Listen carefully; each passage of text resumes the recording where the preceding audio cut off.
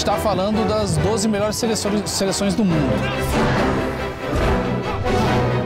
Nossa, vai ser só o melhor jogador que vai chegar para disputar isso. Está todo mundo querendo essa medalha. Vai ser Nova Zelândia, Inglaterra, talvez África do Sul. O rugby voltando às Olimpíadas desde 1924. Então quero chegar em 2016, quero jogar e poder representar o Brasil bem.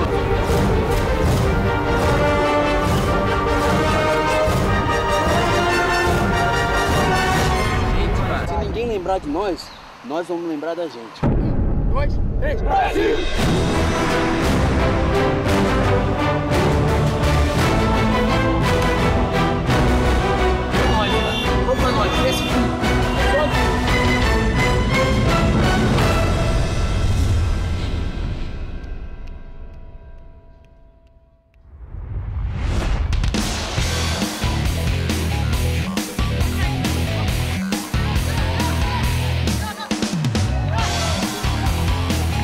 O processo que levou o rugby novamente aos Jogos Olímpicos durou aproximadamente 40 anos.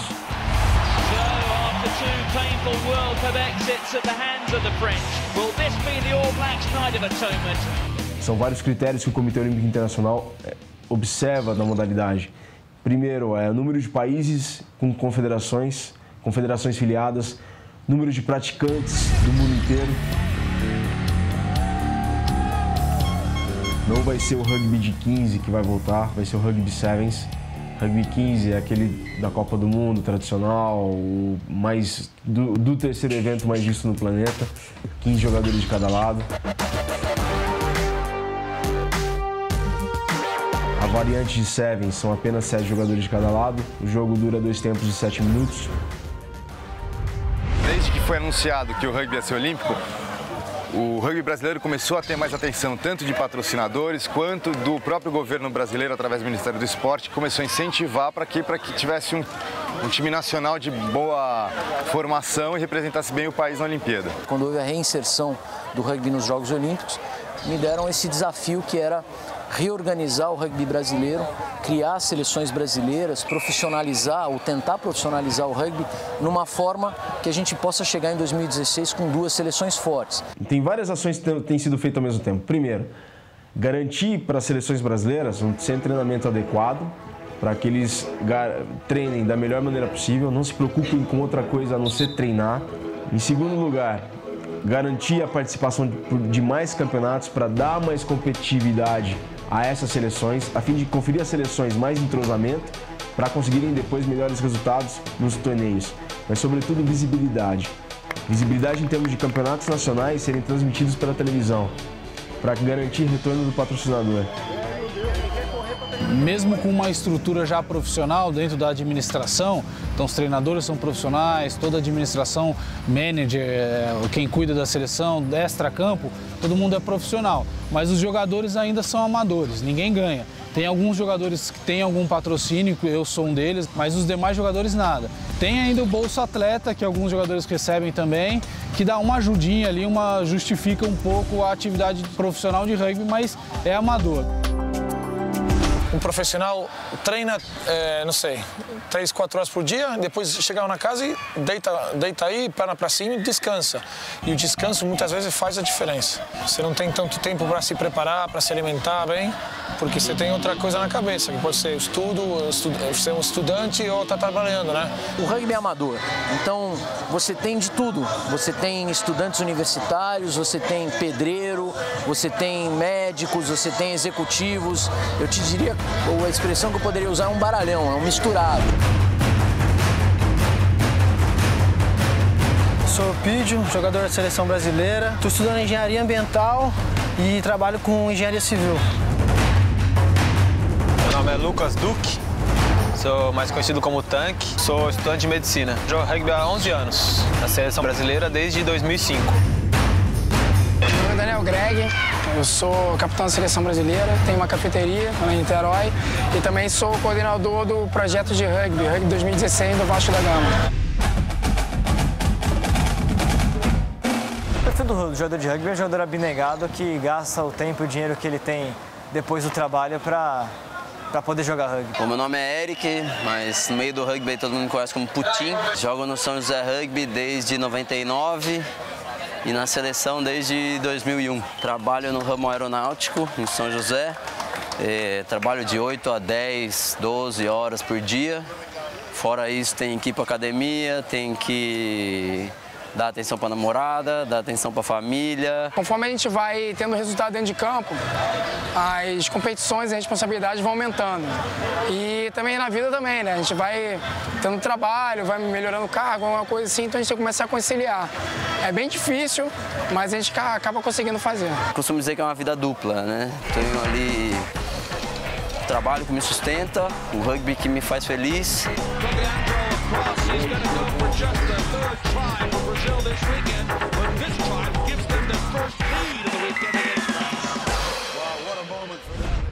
Eu mais gastei com o esporte do que recebi dele, não só da equipe, mas também às vezes com Bolsa Atleta você consegue receber uma ajuda de custo, mas que não vai custear a sua vida, ela vai só te ajudar a poder comprar um suplemento, material esportivo e mesmo assim às vezes é pouco. Acho que os jovens pensam ainda muito mais no futuro, né? Com 19, 20 anos, com a velocidade que está o mundo dentro do mercado profissional, então está todo mundo muito ligado na profissão, no que vai ser, no que vai construir, a casa que vai comprar, o carro que vai ter. Então ele precisa pensar nisso, ele precisa estudar, ver a profissão que ele vai seguir e ainda dividir todas essas atenções com o rugby. Enquanto eu continuo aqui treinando e só estudando, eu tenho amigos que já trabalham, que já têm estágio, já têm uma perspectiva de vida muito melhor no mercado de trabalho do que eu teria. E se eu não tenho certeza de que vou poder viver do rugby, fica muito complicado para eu poder querer depositar minhas esperanças nisso. Os jogadores têm que entender que você não cria uma modalidade da noite para o dia. E infelizmente as pessoas envelhecem. Então a geração que está aqui, provavelmente ou infelizmente, ela não viverá esse momento de profissionalização.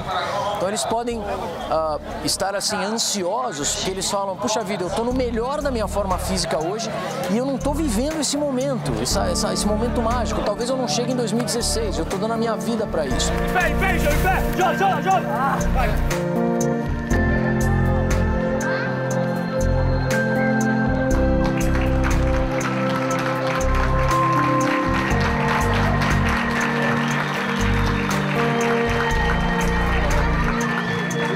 A determinação legal do rugby era que era proibido o profissionalismo até 1995. A International Rugby Board, que é a entidade máxima do rugby mundial, ela proibia jogadores de receber, porque o amadorismo era institucionalizado. Justamente por uma questão cultural do rugby de prezar o fair play, de não desvirtuar os valores do jogo. Isso sempre foi muito claro, né, como doutrina no rugby. O companheirismo do rugby seria perfeito para o mundo perfeito, sabe? É meio bobo você falar isso, mas o mundo do rugby é legal para burro. O maior exemplo disso, clássico, é o terceiro tempo. Então acaba os 2 primeiros tempos, o time da casa oferece comida, bebida e faz uma confraternização com os adversários. Cada jogador pega o jogador que jogou contra, às vezes teve algum lance que ficou mais chato, assim, de um contato mais forte, e daí conversa, dá risada. Eu sempre fico imaginando acabar um jogo de Corinthians e Palmeiras do Campeonato Paulista, independente de quem tenha ganhado, fazer um terceiro tempo, a torcida vai achar que vendeu o jogo, vai dar briga e tal. A partir do momento que você coloca o dinheiro nesse meio, você abre espaço para uma disputa que nunca houve. Eu preciso da sua vaga para me sustentar ou para receber um pouco mais. Por mais que a gente queira que as pessoas joguem muito mais rugby, quando entra o dinheiro no negócio, o negócio não é saudável para o esporte. Eu acho sim que o profissionalismo possa prejudicar se a base não for bem formada.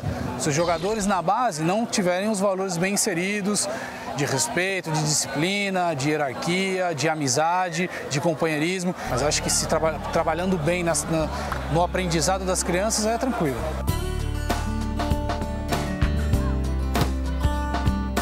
pessoas pensam que o amadorismo está totalmente desvinculado do lado profissional. Eu acho que não existe essa separação. Você vai ver lá fora, só pensar nos atletas estrangeiros que jogam rugby e são profissionais. Mas eles são profissionais porque eles sabem fazer isso, que é a melhor coisa que eles sabem fazer. E qual o problema de pagar uma pessoa para fazer o rugby? E por que não ela não consiga manter esse espírito e consiga ensinar? É possível. Acho que eu fui um dos, talvez, não com as ambições, mas um dos primeiros a praticar a vontade de viver de rugby, né? Tive que começar a criar esse ambiente, lógico, com a ajuda de todo mundo, né? De outras pessoas que também tinham essa vontade. Então comecei a escrever projeto, a dar treino para categorias de base, dar treino para times universitários, fazer site de rugby para falar um pouco do rugby, fazer contato com empresas. Comecei a viver do rugby em todos os setores possíveis e imagináveis.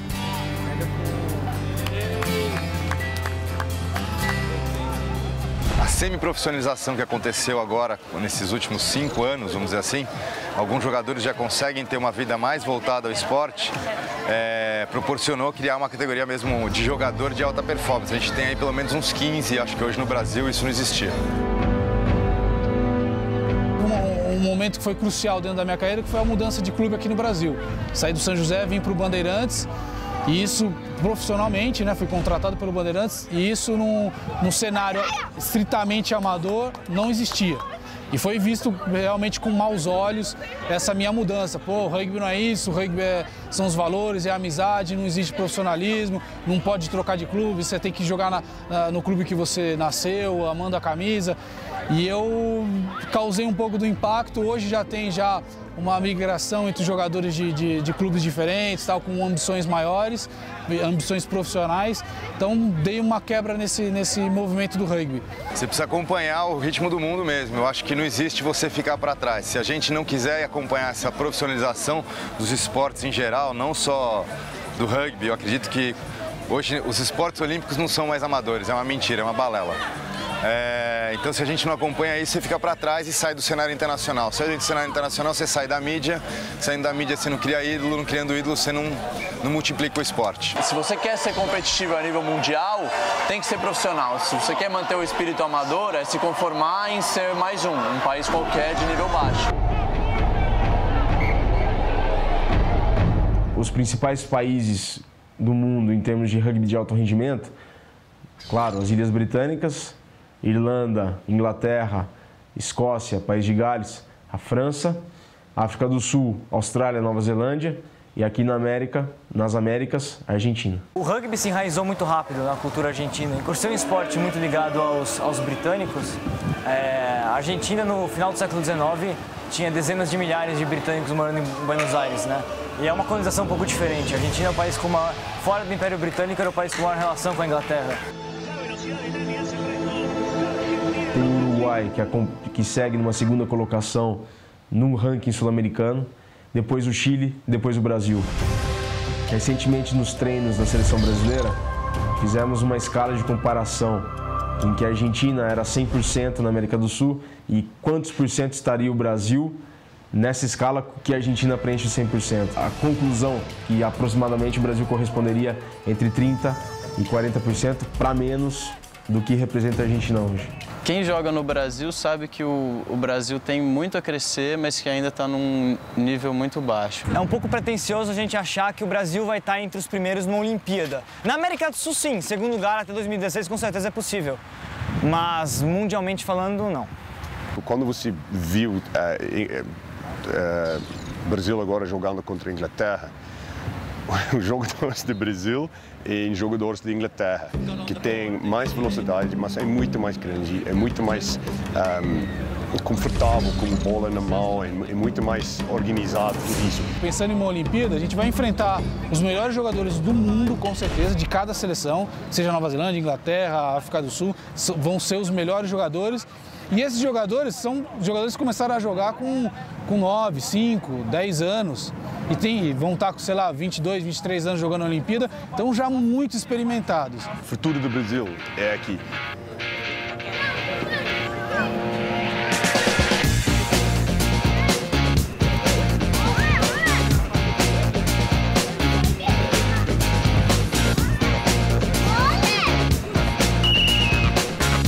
falou seleção agora, de 15 a 17, pergunta para eles quando eles começaram a jogar rugby. Todo mundo vai falar 16, 18, talvez primeiro ano de faculdade, entendeu?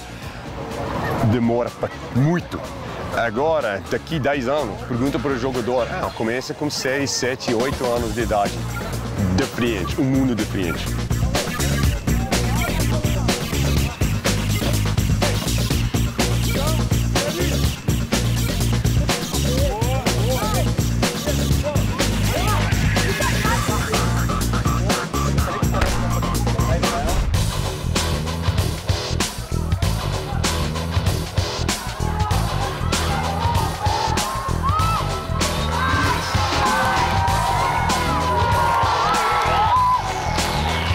I think by bringing in the young players now, adding the experienced players, adding the coaching, adding more tournaments and just getting more exposure for the game, I think you could do really well. E o seleção mesmo, até eles estão jogando talvez 3, 4, 5 jogos por ano junto. É difícil para pegar um ritmo junto, para conhecer os jogadores mesmo entre eles. Precisa jogar. O Brasil, que va a estar como local en la Olimpiada, con los comités olímpicos, las organizaciones como IRB, con Sur, como los Sudamericanos, tienen que darle más competencia. Y para eso se tienen que desarrollar más torneos en las regiones, porque en las regiones no hay torneos de día, más allá de Sudamericanos no hay más torneos. Brasil precisa melhorar fisicamente. Precisa chegar com mais velocidade, mais ritmo, mais fitness, precisa chegar com isso. Antes, quando você fica junto com o cara com o mesmo ritmo, agora nós podemos falar um pouco sobre skills e sobre isso. Our New Zealand coach, Gordon Titchens, who has been coaching for 15, 20 years and has won many world titles, he says you must train harder than you play. So you must empty the tank. You must really give it everything in training, so that when it comes time to the last minute of a final with the ball, the game on the line, you have the fitness reserves to do well. Fazendo algum intercâmbio entre o Brasil e a Argentina de técnicos, de juízes, arbitragem, jogadores mesmos, seguramente vai fazer o nível brasileiro subir. Quanto mais houver esse intercâmbio com a Argentina, obviamente é melhor, né? É o jeito mais fácil, mais próximo, mais econômico do Brasil evoluir, né? E mais lógico também.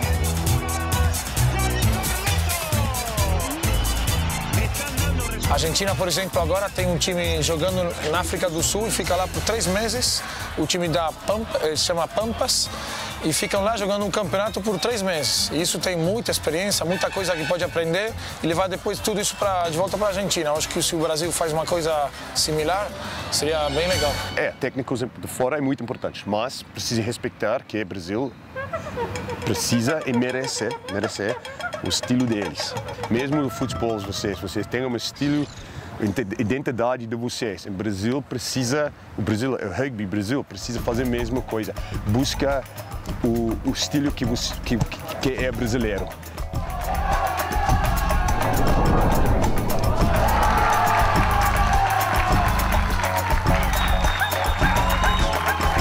O Brasil tem como característica, tem um bom passe, tem uma linha muito habilidosa, no scrum o Brasil tem bons tacleadores, enfim, o porte físico do jogador brasileiro tem aumentado, mas assim, para você chamar hoje de um estilo de jogo brasileiro, por exemplo, como a Argentina, ainda não está exatamente nesse estágio, né?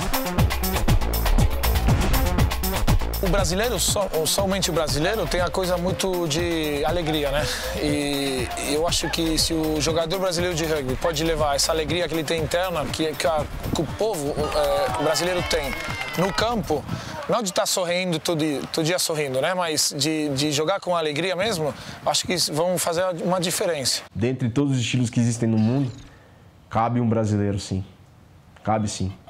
E a partir do momento que a gente descobrir isso, talvez seja um diferencial nosso para seguir adiante e crescer e ganhar cada vez mais. Lo enfrentamos con mucho más respeto que antes, pensamos más que un Brasil más organizado, con más estructura, con mejores jugadores. Até 2016, tendo mais dedicação de tempo para o esporte por meio do Bolsa Atleta, por exemplo, é possível eles chegarem a ser o segundo da América do Sul, com certeza. Mas nas Olimpíadas, ser segundo da América do Sul não vai significar muita coisa. Pelo que eu vivi de competição de rugby e pelos resultados que a gente conseguiu, assim, com um mínimo de trabalho, que a competição de Seven era 2 tempos de 7 minutos, jogos que você vê um grande perdendo por um pequeno, tal, precisa muito da concentração do grupo, então tudo pode acontecer.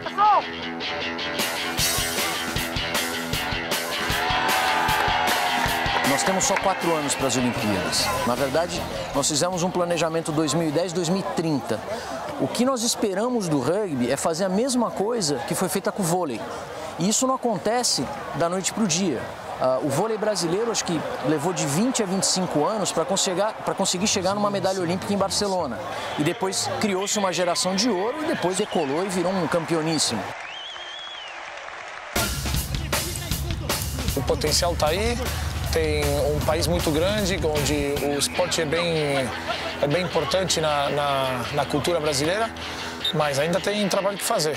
Eu acho que com um bom trabalho e boa organização, talvez um par de anos mais dá para fazer sim. 2016 é uma meta no meio do caminho, mas não é a meta ideal. 2016 o que a gente tem que fazer é criar 2 boas seleções de Rugby 7 para se apresentar. Os acontecimentos dentro do ambiente do rugby sempre foram muito legais. Eu não sei mais o que eu sou se eu não tivesse isso. Quando estou lá dentro, parece que o mundo para e tá todo mundo ali dentro, um pelo outro. A coisa que mais me prende é esse esporte, é estar representando o país, estar indo buscar cada vez representar 180 milhões de habitantes e estar indo buscar o crescimento do esporte com a amarelinha.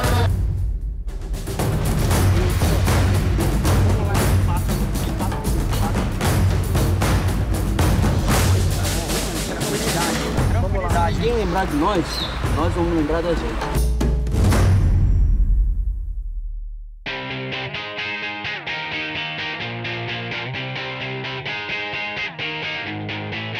Todo mundo que entra no rugby tem um apelido, né? Acho que vocês já perceberam isso. E quando eu comecei a jogar rugby tinha um carinha mais velho lá que o apelido dele era Carandiru, por causa do presídio de São Paulo. E aí falaram que eu era parecido com ele, e em São José tem um presídio que chama Putin. E aí acabou apelidando, às vezes não tem nada a ver, mas é um nome que... Você nunca passou por lá? Não, por favor. Ficha limpa.